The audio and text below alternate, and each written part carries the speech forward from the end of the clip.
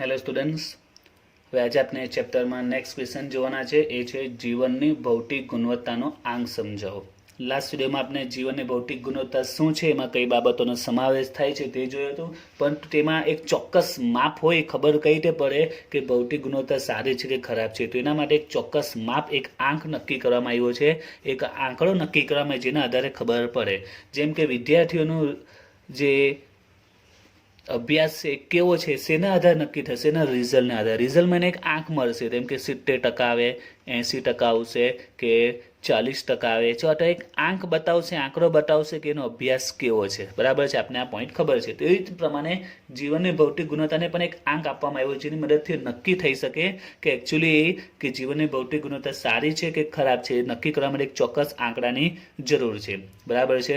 કોઈ ધારો કે આમાં રિઝલ્ટમાં વિચારે કે એનો અભ્યાસ સારો છે, બસ સારો છે એનાથી શું ખબર પડે, પણ જો ધારો કે એના ટકાને આપણે ધ્યાનમાં લઈએ કે એને 80% છે, 90% છે, 70% તો આપણે કહી શકીએ 90% એટલે ખૂબ જ સારો છે, 70% એટલે સારું કહી શકાય, 40% આવે તો સારું નથી, એવરેજ છે અથવા ડાઉન છે એ આપણે કહી શકીએ. એટલે તમે કોઈ ચોક્કસ આંકની મદદથી આપણે પરિણામ વિશે ખ્યાલ આવી શકે. તો એના માટે જીવનની ભૌતિક ગુણવત્તાનો આંકની રજૂઆત કરવામાં આવી છે. તો સૌથી પહેલાં એના વિશે અમુક જે બેઝિક પોઈન્ટ છે તમારે યાદ રાખવાના છે. સૌથી પહેલાં જીવનની ભૌતિક ગુણવત્તાને શોર્ટમાં કહેવાય છે PQLI. PQLI ફૂલ ફોર્મ થાય P for physical, Q for quality, L for life and I for index. Short form એનું PQLI, physical quality life index. ત્યાર પછી આ આંક કોઈ નક્કી કર્યો, કોઈ શરૂઆત કરી, કોને શોધ કરી કે આ રીતે એક આંક પણ બનાવી શકાય. તો એ આંકની શોધ કોને કરી તે, કોને આંકને બહાર પાડેલો, તેનું નામ છે ડેવિસ મોરિસ. તો આ નામ યાદ રાખજો. જીવનની ભૌતિક ગુણવત્તા આંકની રજૂઆત સૌ પ્રથમ કોને કરેલી? ડેવિસ મોરિસે. એક માર્ક્સમાં એમસીક્યુમાં ક્વેશ્ચન પૂછાતો હોય છે. PQLI વિશે બી પૂછાય. PQLI એટલે શું? તો જીવનની ભૌતિક ગુણવત્તાનો આંક, ફિઝિકલ ક્વોલિટી લાઈફ ઇન્ડેક્સ. કોને રજૂઆત કરેલી? તો ડેવિસ મોરિસે રજૂઆત કરેલી. એને જીવનની ભૌતિક ગુણવત્તામાં ડેવિસ મોરિસે જે આંક રજૂ કરી એમાં આપણે જોયું તો અગાઉ 10 બાબતોને ધ્યાનમાં લેવામાં આવતી હતી. બરાબર છે, આપણે લાસ્ટ વિડીયોમાં 10 બાબતો જોઈ હતી. પરંતુ ડેવિસ મોરિસે જે આંક રજૂઆત કરી એમાં 10 બાબતોની રજૂઆત નથી કરી, પણ જે મહત્વની છે, ઇમ્પોર્ટન્ટ કહી શકાય એવી, તેને 3 બાબતોનો સમાવેશ કર્યો છે. 3 બાબતો કહી શકાય, 3 ધોરણો કહી શકાય કે 3 ઘટકો કહી શકાય, જેનો આમાં સમાવેશ કર્યો છે. જેમાં સૌથી પહેલું છે એ છે શિક્ષણનું પ્રમાણ. સૌથી પહેલું કોનો સમાવેશ કર્યો છે? શિક્ષણનું પ્રમાણ. તો શિક્ષણનું પ્રમાણ એટલે સિમ્પલ ભાષામાં કહીએ તો સાક્ષરતાનું પ્રમાણ, કે ભારતમાં શિક્ષણનું પ્રમાણ કેટલું, એટલે કે સાક્ષરતાનું પ્રમાણ કેટલું. કઈ રીતે શું થાય? તો સિમ્પલ છે, દેશમાં જે શિક્ષિત વસ્તી છે, બરાબર છે, એને કુલ વસ્તી વડે ભાગો ગુણ્યા 100. તો એ શું બનાવશે? શિક્ષણનું પ્રમાણ બતાવશે. સિમ્પલ જ છે, જે શિક્ષિત વસ્તી હોય તેને કુલ વસ્તી વડે ભાગો અને ટકામાં રજૂ કરો તો એ જે મળશે તે શિક્ષણનું પ્રમાણ કહેવાશે. બરાબર છે. ત્યાર પછી બીજી બાબતનો સમાવેશ કર્યો છે એ છે અપેક્ષિત આયુષ્ય. તો અગાઉ સમજાવેલું છે અપેક્ષિત આયુષ્ય એટલે કે સરેરાશ આયુષ્ય, તે જ અપેક્ષિત આયુષ્ય. તો સિમ્પલ ભાષામાં કહીએ તો બાળકના જન્મ સમયે તે કેટલા વર્ષ જીવશે, જન્મ સમયે તે કેટલા વર્ષ જીવશે તે અપેક્ષાને એટલે કે અંદાજો લગાવે. બરાબર છે, તે અપેક્ષાને કહેવાય છે અપેક્ષિત આયુષ્ય. બરાબર છે. બાળકના જન્મ સમયે તે કેટલા વર્ષ જીવશે, અગાઉ આ સમજાવેલું છે કે એવરેજ બાળક કેટલા વર્ષ જીવે છે એને અપેક્ષા, એટલે નોર્મલી લોકોનું આયુષ્ય કેટલું છે, લોકો એવરેજ કેટલા વર્ષ જીવે છે એને અપેક્ષિત આયુષ્ય કહેવાય છે. અને અપેક્ષિત આયુષ્ય જો સારું હોય, ઊંચું હોય, તો એનો અર્થ થાય કે દેશમાં આરોગ્યની સુવિધા ખૂબ જ સારી હશે. બરાબર છે. જો આરોગ્યની સુવિધા સારી હશે તો કોમન છે, મૃત્યુદરનું પ્રમાણ ઘટશે, લોકોનું આયુષ્ય વધશે. ત્યાર પછી ત્રીજી બાબતનો સમાવેશ કર્યો છે એ છે બાળ મૃત્યુદર. તો એ પણ અગાઉ સમજાવેલું છે. જે 10 બાબતોમાં સમાવેશ છે એની જ છે, પણ એ મુખ્ય 3 બાબતોને મહત્વ આપ્યું છે. એક શિક્ષણનું પ્રમાણ, બીજું છે અપેક્ષિત આયુષ્ય અને ત્રીજું છે 12 મૃત્યુદર. આ પણ તમને 1 માર્ક્સમાં એમસીક્યુમાં પૂછાય છે. જીવનની ભૌતિક ગુણવત્તામાં કઈ બાબતો, કયા ધોરણો, કયા ઘટકોનો સમાવેશ થાય છે? તો શિક્ષણનું પ્રમાણ, અપેક્ષિત આયુષ્ય અને ત્રીજું છે 12 મૃત્યુદર. 12 મૃત્યુદર એટલે શું તે પણ સમજાવેલું છે કે જે જીવતા જન્મેલા છે, જીવતા જન્મેલા દર 1000 બાળકોમાં 1 વર્ષની અંદર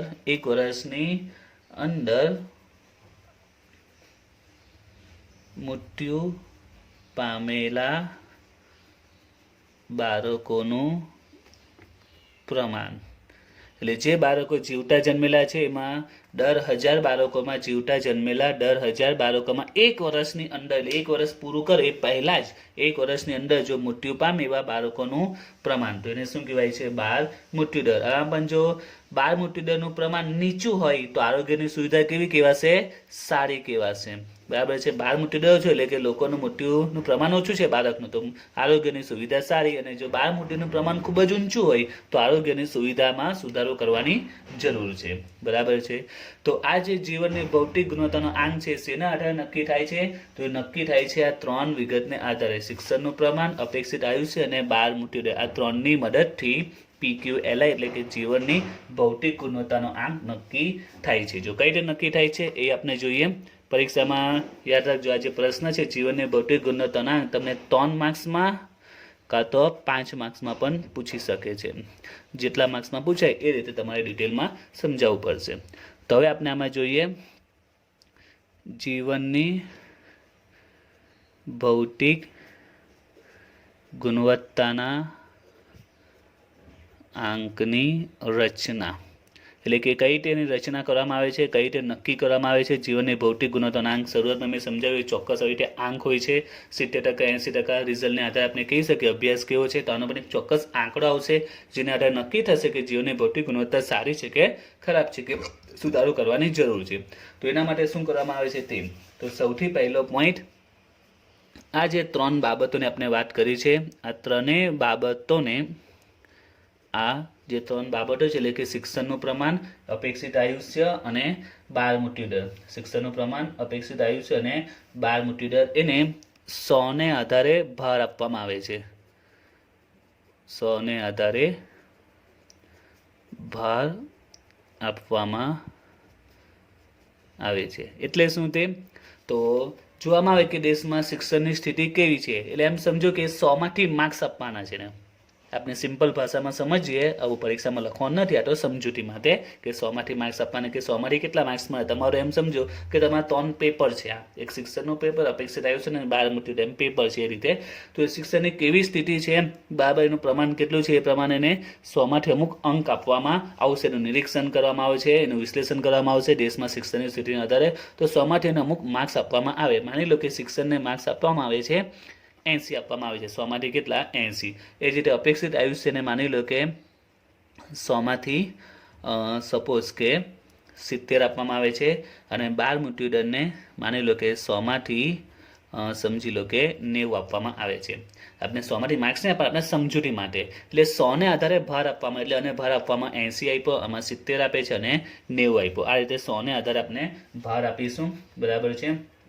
હવે આ ત્રણેય ને જે આ ગુણ મેળવા છે, ત્રણેય બાબતોએ, ત્રણેય નિર્દેશોએ આ જે ગુણ મેળવા છે, બરાબર છે, બાળકોને ત્રણેય બાબતોનો જે ગુણ છે એનો આપણે શું કરવાનો છે? સરેરાશ કાઢીશું. એટલે સૌથી પહેલાં સરવાળો કરીશું અને ત્યાર પછી 3 વડે ભાગીને એની સરેરાશ કાઢીશું. જો એટલે શું કરીશું તે, તો આપણે પહેલામાં 80 આપ્યા છે, બીજામાં 70 અને ત્રીજામાં 90. એટલે ત્રણેયનો સરવાળો કરવાનો, ત્રણેય સરેરાશ કરવાનો. સરેરાશમાં ખબર છે આપણે ત્રણેયનો સરવાળો કરીશું અને ભાગ્યા 3 કરીશું. તો આપણે સરવાળો કરીએ તો 8 ને 7 15, 15 ને 9 240, એટલે 24 ને 240 ભાગ્યા 3 એટલે આવશે 80. તો 80 જે આવ્યું એને આપણે કહી શકીએ PQLI નો આપણો આંક કેવા છે, કેટલો આવ્યો? 80 આવ્યો. બરાબર છે. એટલે આપણે આંક કેટલો મળ્યો 80 મળ્યો એમ. તો આ રીતે જીવનની ભૌતિક ગુણવત્તા આંકની રચના કરવામાં આવી છે. ઘણી સિમ્પલ છે, ખ્યાલ આવી ગયો છે તમને કઈ રીતે જીવનની ભૌતિક ગુણવત્તા PQ લાઈન આંક નક્કી થાય છે. તો જે શિક્ષણનું પ્રમાણ છે અપેક્ષિત આવ્યું છે 12 મૂલ્ય અને 100ના આધારે અમુક ગુણ આપવામાં આવે છે ને ત્રણેયની સરેરાશ કાઢવાની છે. સિમ્પલ સરેરાશ કરવાની, જે જવાબ આવે તેને PQ લાઈનનો આંક કહી શકીએ આપણે. ક્લિયર? હવે આના પરથી અમુક બાબતો તમારે ધ્યાનમાં સ્પષ્ટ થાય છે. મહત્વની બાબતો આમાં સ્પષ્ટ થાય છે આંકને આધારે. તો કઈ તે સૌથી પહેલાં તે કે PQLI નું જે માપ છે એ હંમેશા 0 થી 100ની વચ્ચે જ આવશે, કારણ કે આપણે 100ને આધારે જ માર્ક આપીએ છીએ. તમે જો પરીક્ષા લેવા હોય તમારા માર્ક્સ કેટલા આવે? 0 થી 100ની વચ્ચે જ આવે ને. હવે જો તમારા માર્ક્સ 100ની નજીક હોય તો તમારા માર્ક્સ જો 100ની નજીક હોય તો એનો અર્થ શું થાય છે? એનો અર્થ છે તમારો અભ્યાસ સારો છે, બરાબર છે. એટલે આમાં એ જ રૂલ છે કે જે 100ની નજીક હોય તો દેશમાં આ જે 3 બાબતો છે, આ જે ત્રણેય બાબતો છે એમાં આપની કામગીરી, ત્રણેય બાબતોમાં આપની કામગીરી કેવી કહેવાશે? એકદમ ઉત્તમ કહેવાશે, બેસ્ટ કહેવાશે. અને જો આંક 100ની એટલે કે 0ની નજીક હોય, 100ની નજીક હોય તો ઉત્તમ, અને જો 0ની નજીક હશે તો પછી એ શું કહેવાશે? એ ઉતરતી કક્ષાની કામગીરી કહેવાશે. 100ની નજીક હશે તો ઉત્તમ કક્ષાની, અને 0ની નજીક હશે તો ઉતરતી કક્ષાની. સિમ્પલ છે. તમારા ટકા 100ની નજીક હશે તો તમારું રિઝલ્ટ સારું કહેવાશે, 0ની નજીક હશે તો રિઝલ્ટ ખરાબ કહેવાશે. સિમ્પલ પોઈન્ટ એ જ છે. ત્યાર પછી આમાં બીજા પણ પોઈન્ટ કહી શકાય એની સાથે જ, કે જો 100ની નજીક હશે PQLI નો આંક જો 100ની નજીક હશે તો દેશનો વિકાસ કેવો હશે? દેશનો આર્થિક વિકાસ કેવો હશે? એ વધારે હશે. અને જો 0ની નજીક હશે તો દેશનો આર્થિક વિકાસ એ કેવો હશે? નીચો હશે, ઓછો હશે. બરાબર છે. અને બીજામાં ફાયદો છે કે બે દેશની આપણે તુલના પણ સરળતાથી કરી શકીએ. બે દેશ કે આ બે આંતરરાજ્યોની જો તુલના કરવી હોય તો બે દેશની અંદરના રાજ્યો કે બે દેશની તુલના આપણે PQLI ના આધારે કરી શકીએ, જેથી ખબર પડે કે જીવનની ભૌતિક ગુણવત્તા આ દેશ અને બીજા દેશની કમ્પેરમાં કોની સારી છે અને કોની ખરાબ છે. ક્લિયર? તો જીવનની ભૌતિક ગુણવત્તાની રચના જોઈ લીધી અને એમાં કઈ કઈ બાબતોનો સમાવેશ થાય તો આપણને યાદ રાખવાની જરૂર સિમ્પલ જ છે, ખબર પડી જશે. 0 થી 100ની વચ્ચે, 100ની નજીક હોય તો આ ત્રણેયમાં આપણી કામગીરી સારી છે અને વિકાસ થઈ રહ્યો છે. અને જો 0ની નજીક હોય તો કામગીરી ઉતરતી કક્ષાની છે, વિકાસ ઓછો છે. અને બે દેશ કે બે રાજ્યોની કમ્પેરિઝન જો કરવી હોય તો આપણે ઇઝીલી કમ્પેરિઝન કરી શકીએ છીએ. ઓકે, હવે જોઈએ આ જે જીવનની ભૌતિક ગુણવત્તા એટલે કે PQLI શોર્ટમાં લખીએ એના ફાયદા અથવા એની સકારાત્મક બાજુ, એની સકારાત્મક બાબતો. તો એ ઘણા સિમ્પલ છે, ખ્યાલ આવી ગયો હશે તમને ઘણા પોઈન્ટ આમાંથી. તો સૌથી પહેલો ફાયદો એ હતી કે અગાઉ આપણે જે નિર્દેશક જોયા છે કયા? રાષ્ટ્રીય આવક અને માથાદીઠ આવક. જે અગાઉ સમજાવી દીધું છે લાસ્ટ વિડીયોમાં જે પોઈન્ટ જોયો હતો તે કે રાષ્ટ્રીય આવક અને માથાદીઠ આવક એની કમ્પેરિઝનમાં આ જે PQLI છે જીવનની ભૌતિક ગુણવત્તા બેસ્ટ કહેવાય, ચડિયાતો કહેવાશે. કારણ કે એમાં અમુક મર્યાદાઓ હતી, બરાબર છે. એમાં મર્યાદા એ જ હતી કે એમાં જીવનની ગુણવત્તાને ધ્યાનમાં લેવામાં આવતી નથી, જે અહીંયા સ્પેશિયલ જીવનની ગુણવત્તાને ધ્યાનમાં લેવામાં આવે છે, એટલે પ્રમાણમાં એ બેટર કહેવાશે. બરાબર છે.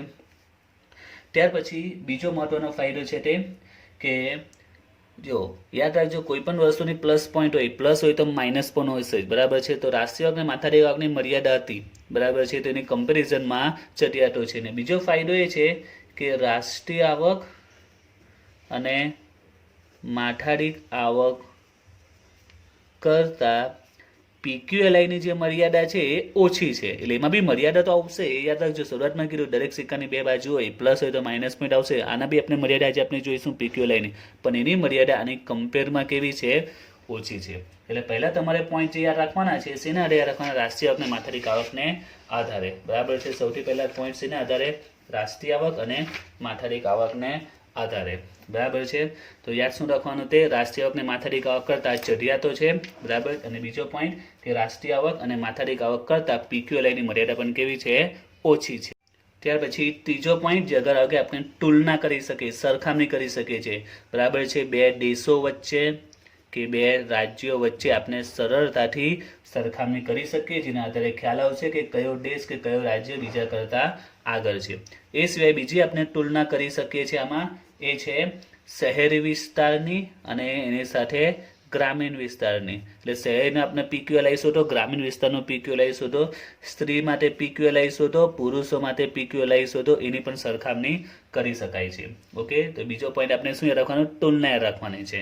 અને પાંચમો અને લાસ્ટ પોઈન્ટ છે તે કે PQLIમાં જે માનવની જે જીવન ગુણવત્તાને સ્પર્શ કરે છે એવી ખૂબ જ મહત્વની બાબતો એ છે શિક્ષણ.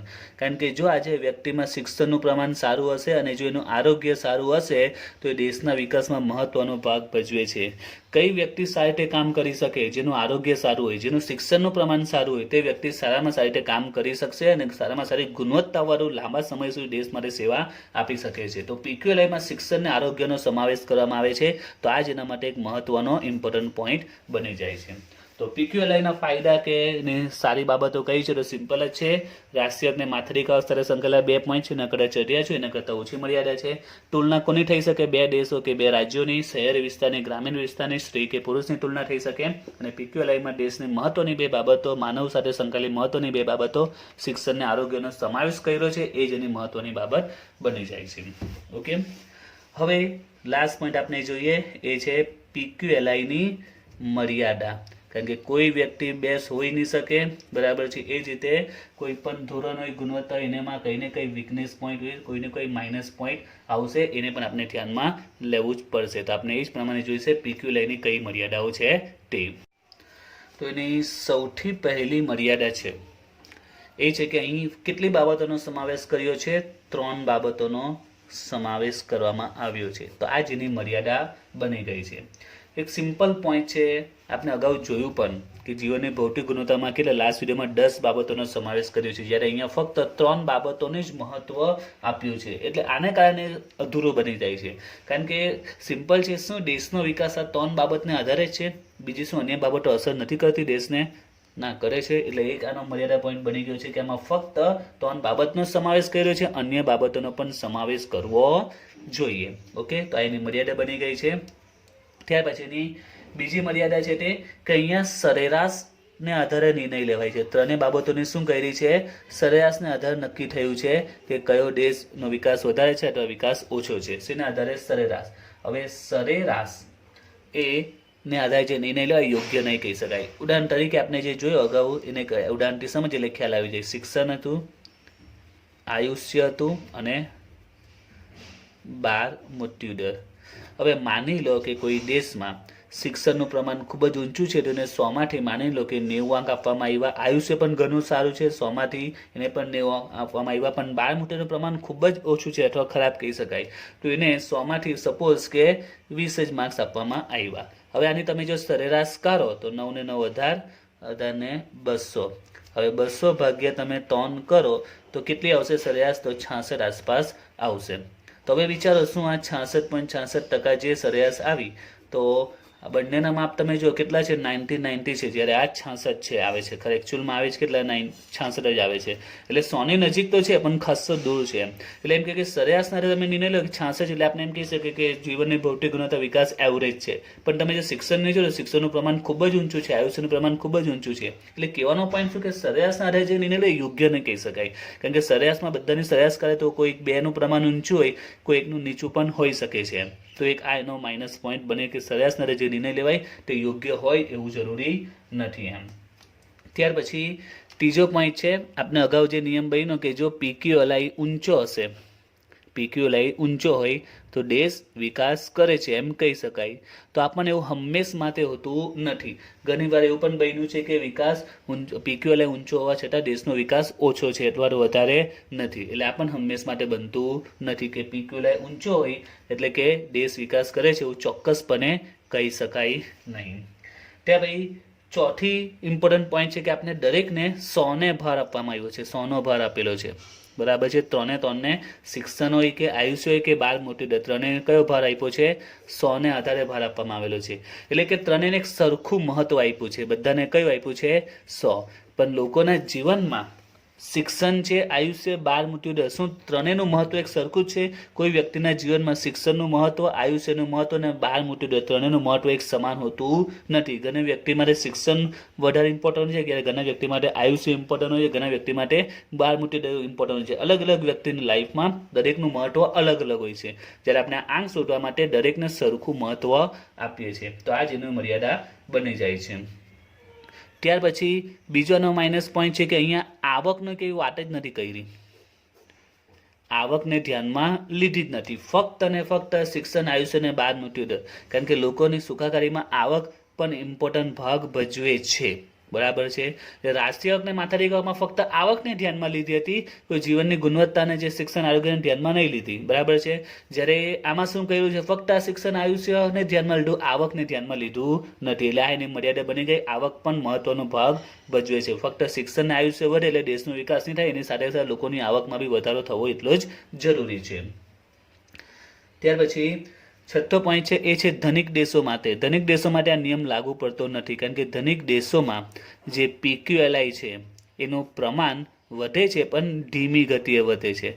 PQLI ઝડપથી વધતો નથી. એનું કારણ છે શિક્ષણ, આયુષ્ય ને બાળ મૃત્યુદર. આયુષ્ય ચલો બાળ મૃત્યુદરને ખૂબ જ ઓછા સમયમાં આપણે કંટ્રોલમાં લાવી રહી છે. ધનિક દેશો હશે, વિકાસ સારો એવો હશે એટલે બાળ મૃત્યુદર પૂરેપૂરું કંટ્રોલમાં હશે, પણ શિક્ષણ આયુષ્ય તરત વધતું નથી, એમાં ટાઈમ લાગશે. શિક્ષણ આયુષ્ય એક લિમિટ પછી વધતું નથી. આયુષ્યની ચલો વાત કરીએ કે વ્યક્તિનું આયુષ્ય કેટલું હોઈ શકે, વિચારો તમે. ચલો એ 70 થી 80 સુધી, પણ શું દેશમાં દરેક વ્યક્તિ 100 વર્ષ 90 વર્ષ જીવશે? એવું જરૂરી નથી. એની એક લિમિટ છે કે 60-70 થી આગળ વધવાના ચાન્સીસ એના થોડા ઘટી જાય છે. એટલે ધનિક દેશોમાં જે PQLI છે બહુ ધીમી ગતિએ વધતું હોય છે. એટલે આને જો આપણે કોઈ ધનિક દેશને બીજા વિકાસશીલ દેશ સાથે કમ્પેર કરીએ તો એવું લાગે કે ધનિક દેશનો વિકાસ ઓછો છે અને વિકાસશીલ દેશનો વિકાસ વધારે છે, એવું આપણે લાગે. એટલે આપણું ખોટું અનુમાન અહીંયા પડે છે. ઓકે, તો આપણે એની ટોટલ 6 મર્યાદા છે કે એમાં ફક્ત 3 જ બાબતોને ધ્યાનમાં લે છે, અન્ય બાબતો ધ્યાનમાં રાખવી જોઈએ. તે આપણે સરેરાશ કરીએ છીએ, અને સરેરાશ સાથે નિર્ણય હંમેશા સાચા નથી હોતા. અને PQLI ઊંચું એટલે કે દેશ વિકાસ કરે એવું પણ કહી નહીં શકાય. તે આપણે ત્રણેય બાબતોને 100નો ભાર આપવામાં, એટલે કે ત્રણેયને સરખું મહત્વ આપવામાં આવે, એ જેની મર્યાદા છે. ત્યાર પછી અહીંયા આવકમાં વધારે ધ્યાનમાં લેતું નથી, અને ધનિક દેશનો PQLI ઘણી ધીમી ગતિ વધે છે, એટલે બીજા દેશ સાથેની કમ્પેરિઝન કરવી યોગ્ય નથી. તો આપણો અહીંયા સવાલ કમ્પ્લીટ થાય છે. અને આર્થિક વિકાસના નિર્દેશકમાં ત્રીજો પોઈન્ટ અહીંયા આપણો કમ્પ્લીટ થયો, એ છે જીવનની ભૌતિક ગુણવત્તા PQLI. 5 માર્ક્સમાં પૂછાય તો તમારે બધા પોઈન્ટ સમજાવવા જરૂરી છે. ઓકે, અને જે 3 માર્ક્સમાં પૂછાય તો એમાંથી તમે આ મર્યાદા નહીં સમજાવો ચાલે, અથવા ફાયદાને જો કરી નાખો તો બી ચાલે. ફાયદા સુધી લખી દો, મર્યાદા નહીં લખવાની, જો 3 માર્ક્સમાં પૂછાય તો. ઓકે.